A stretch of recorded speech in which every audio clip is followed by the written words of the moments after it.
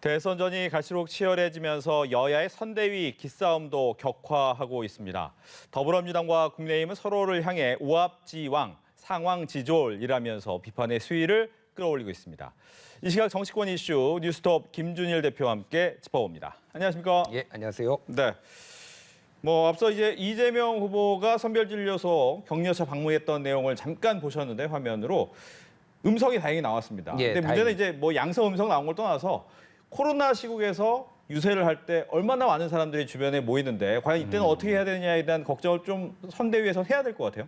고민이 깊을 수밖에 없죠. 네. 근데 이제 실제 야외에서 이제 모였을 때 그렇게 감염 위험이 높지는 않다라는 거는 여러 이제 통계로 나왔거든요. 다만 모여서 밥을 먹는다라든지 뭐 이를테면 마스크를 벗고 얘기를 한다든지 이렇다면은 그럴 때는 감염 위험이 높아지니까 선대위 차원에서 그런 것들은 좀 방역을 좀 지도를 할 필요가 있을 것 같아요. 그런 부분이 있는 거고 뭐 이거 그렇다고 유세를 안 할 수는 없는 거 아닙니까? 그렇죠. 그러니까 유세는 해야 되는 거고 이제 마스크 착용을 엄격하게 해야 된다라는 거고 저렇게 1m 거리에서 확진자가 나와서 지금 한 거였거든요. 이제 직접 대화를 하지 않으면은 감염 가능성은 높지 않은데 어쨌든 만전을 기해야 될 것 같습니다. 네, 개인 방역 수치를 잘 하면서 유세는 계속해야 될 것이다. 근데 보니까 이제 잠시 전에 이재명 후보도 얘기를 했지만 소상공인이 코로나 이제 재확산 때문에 굉장히 어려움을 겪게 된다. 그렇다면 거기에 대해서 어떻게 우리가 보상을 해야 될 것이냐. 또 어제 또 긴급 성명도 내면서 선보상을 해야 된다. 그리고 예. 후정산을 해야 된다라고 얘기를 했거든요. 지금과는 어떻게 좀 달라져야 된다는 겁니까? 그러니까 이제 선보상이 그러면 얼마나 선보상이냐에 대해서는 정확하게 말씀을 안 하셨는데 네. 지금 오늘 김부겸 총리의 이제 어떤 발언이나 이런 걸 보면은 다음 주 월요일부터 당장 이제 방역이 강화될 가능성이 높거든요. 거리두기가 다시 시작되는 거죠. 예, 거리두기가 이제 예전 4단계까지 지금 높아진다. 그러면은 당장 월요일부터 지급해야 되느냐? 선보상이 되려면은 이를테면은. 근데 이제 그런 것까지는 아닌 것 같고 네. 다만 전체적으로 보면은 피해를 입었는데 그게 보상금이 들어오는 게 막 반년, 길면은 막 1년까지 막 늦어지는 것에 대한 전체적인 불만들이 좀 있었거든요. 소상공인들이. 그거를 최대한 당겨보자라는 거를 선보상이다. 라는 걸로 좀 이제 표현을 한 것 같아요. 그래서 그거를 최대한 이를테면 지금 12월에 피해를 봤으면은 1, 2월에는 나와야 되는 거 아니냐. 그러려면은 뭘 해야 되느냐.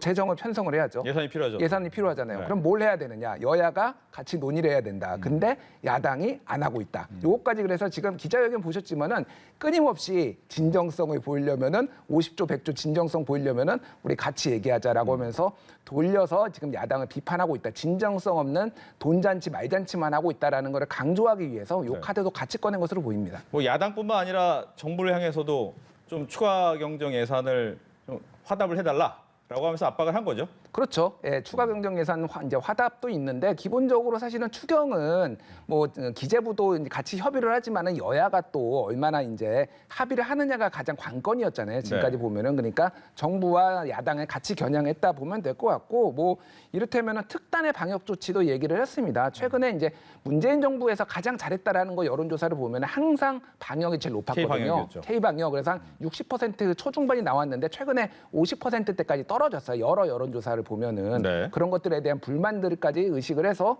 오늘 김부겸 총리가 바로 했는데 김부겸 총리 입장에서는 다 준비해 놨는데 왜 이렇게 얘기를 해? 이렇게 좀 느끼셨을 수도 있을 것 같아요. 내일이나 얘기하려고 네. 했었는데 조금 빨리 먼저 후보가 얘기를 했으니까. 신 스틸러라고 얘기를 하죠. 네. 나도 좀 얘기도 하려고 그랬는데 이렇게 다 가져가냐 이런 느낌도 좀 있었을 것 같습니다. 알겠습니다.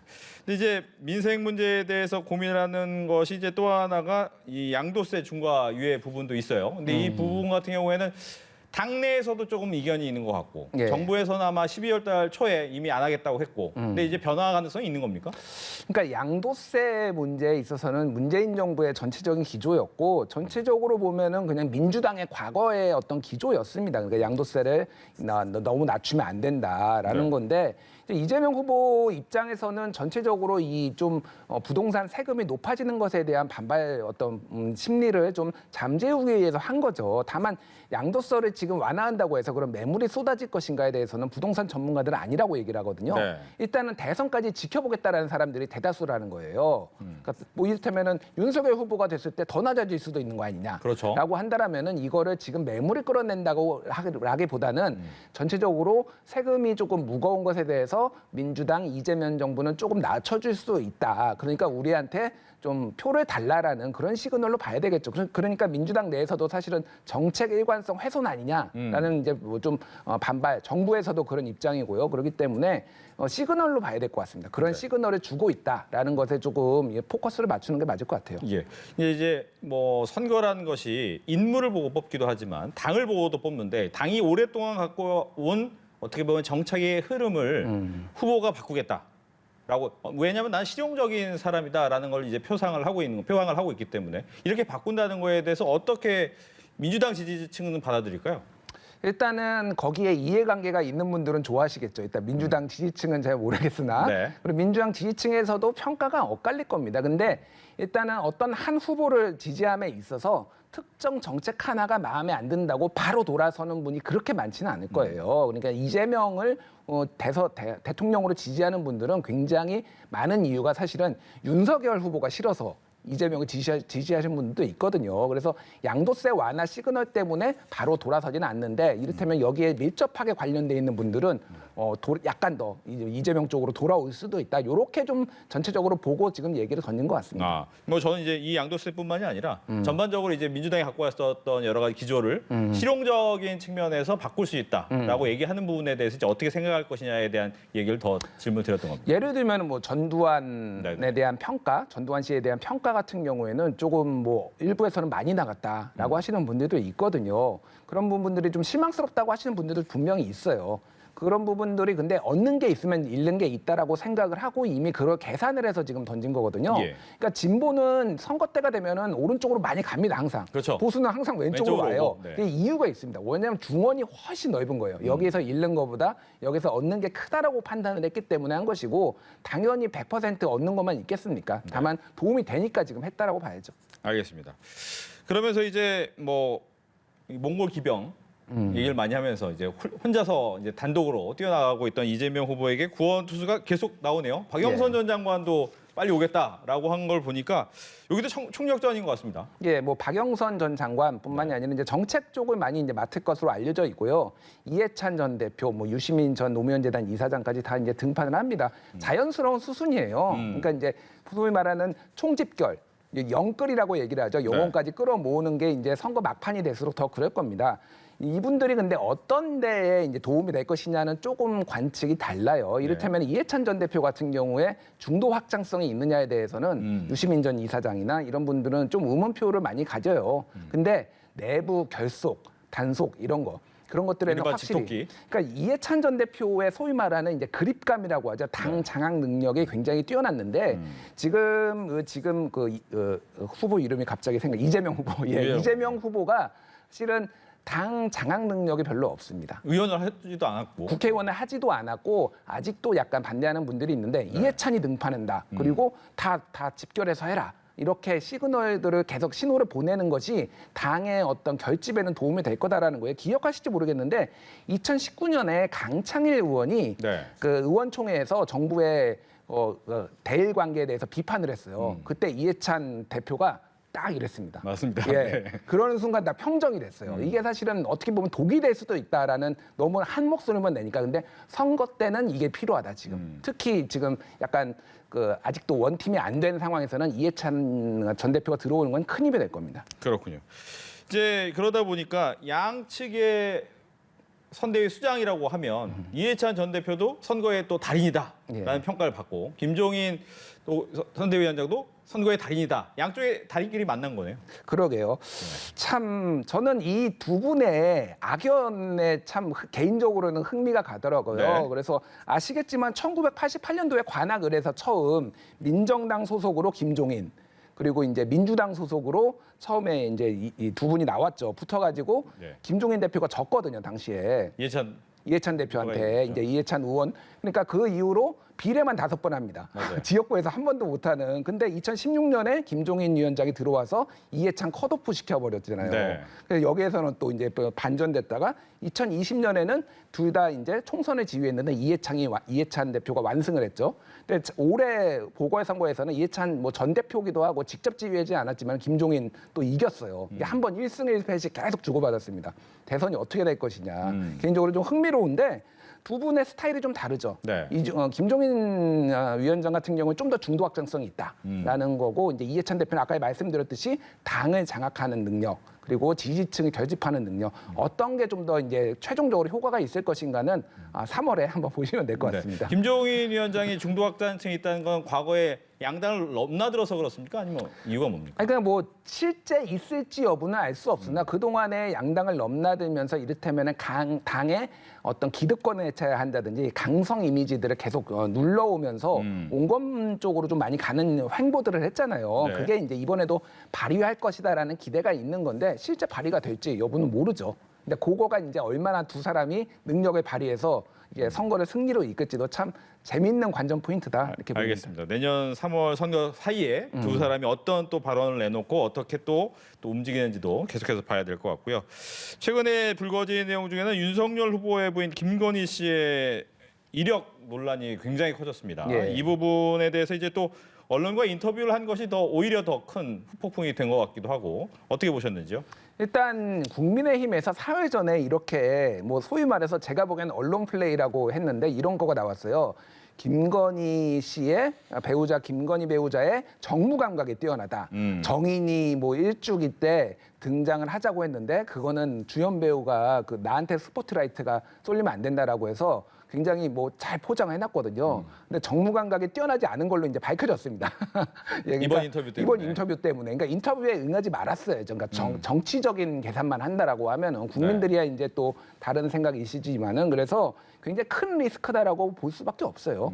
그래서 이제 언제 어떤 식으로 이거를 대응을 할 것이냐. 당분간은 이게 굉장히 계속 갈 수밖에 없는 게 윤석열 후보가 사실은 이렇게 대선 후보로 뜬 게 조국 사태에 대해서 조국 전 장관에 대해서 수사를 하면서 공정성 이런 것들을 강조를 했잖아요. 그렇죠. 그리고 그것도 다 가족들 문제가 다 얽혀 있었잖아요. 거기에다가 위조 문제, 표창장 위조, 인턴 위조. 근데 이게 본인한테 다 부메랑이 된다라고 한다라면은 굉장히 큰 리스크고 어떤 이미지들이 많이 훼손이 될 수 있기 때문에 굉장히 어려운 지금 난관에 부딪혔다 이렇게 볼 수 있을 것 같습니다. 네. 이제 이걸 어떻게 풀어내느냐도 국민의힘 쪽에서는 굉장히 큰 고민인데 김종인 위원장 같은 경우에는 후보가 윤석열 후보지 부인을 뽑는 선거는 아니다라고 예. 이제 이런 얘기를 하면서 곧 여기에 대한 얘기가 나올 것이다. 리스크를 해소할 것이다라고 얘기를 했는데 잘한 겁니까? 아니, 뭐 법적으로는 맞죠. 대통령한테 선거를 하는 거지 뭐 우리가 부인한테 선거를 하는 건 아닌 건 맞는데 국민 정서가 그렇지 않은 거는 김종인 위원장도 잘 아실 거예요. 그거를 그동안 그렇게 강조를 해왔던 건데 양측에서 다 계속 공격을 하거나 문제가 있다라고 얘기를 했잖아요. 그러니까 분명히 영향을 받을 수밖에 없다. 그러니까 이제 사실은 국민의힘에서는 아예 뭐 선거 끝날 때까지 등판을 안 시켜야 되는 거 아니냐 이런 얘기 내부에서는 그런 얘기까지 지금 나온다고 근데 합니다. 그렇게 되면 오히려 이재명 후보와 함께 다니는 또 부인의 모습과 너무 비교되는 거 아닙니까? 근데 나와서 뭐 소위 말해서 사고 칠 우려보다는 차라리 그게 더 리스크가 적은 거 아니냐라는 얘기까지 나온다. 아직 그게 확정된 게 아니라 그 정도로 이거를 조금 엄중하게 바라보고 있다. 이게 리스크가 크다라고 지금 생각하는 것 같아요.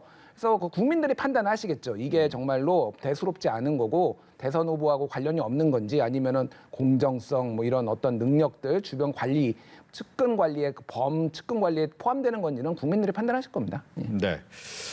윤석열 후보 같은 경우에 그렇다면 이제 여러 가지 관훈 클럽에서 토론회를 하면서 했던 얘기 중에 몇 가지를 또 짚어보게 된다면 연금 개혁 얘기를 했습니다. 보통 이제 연금 개혁하면 굉장히 표가 많이 움직일 수 있는 포인트가 되기 때문에 쉽사리 선거 전에 얘기하기는 굉장히 어려운데 이 부분을 꺼낸 이유는 어디 있을까요? 그러니까 두 가지 이유가 있어요. 하나는 안철수 후보가 강하게 본인의 어떤 선거 의제, 아젠다로 지금 꺼내들고 있습니다. 그거는 2030의 젊은 세대들한테 좀 이렇게 표심을 좀 어필하는 거거든요. 거기에서 이제 안철수가 중도 보수를 표방을 하는 상황이라면은 안철수 후보한테 가는 표를 가져와야 된다라고 해서 진짜 선제적으로 대응을 하는 거. 또 하나는 역대 정부에서 문재인 정부만 연금 개혁을 못했어요. 이를테면은 뭐 보험료율을 조정한다든지 소득 대체율을 조정한다든지 박근혜 정부 때도 공무원연금 개혁했거든요.